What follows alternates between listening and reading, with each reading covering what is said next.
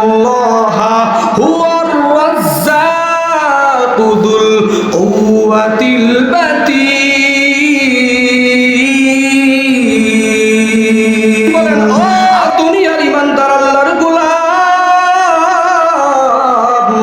যদি তোমরা আমি আল্লাহর গোলামে পরিণত হয়ে যাও, দুনিয়ার সমস্ত মাখলুকাত আমি আল্লাহ তোমাদের গোলামে পরিণত করে দিব।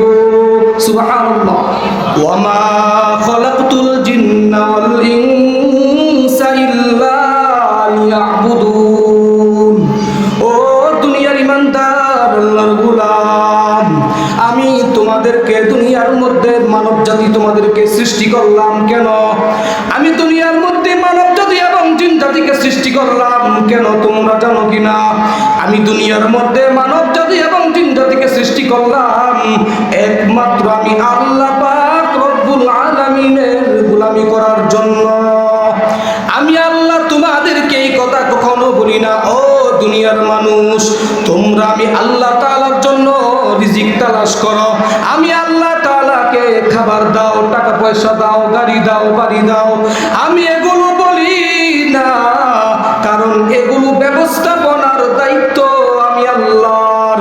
আল্লাহ বলেন ইন্নাল্লাহা হুয়ার রাজ্জাকু যুল কুওয়াতিল মাতিন।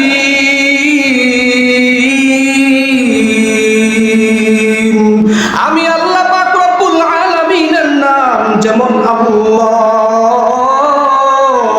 আমি আল্লাহর আরেকটা নাম আছে, আমার নাম হলো রাজ্জাক। আমি তোমাদেরকে দুনিয়ার মধ্যে প্রেরণ করেছি আমি আল্লাহ তাআলার গোলামি করার জন্য।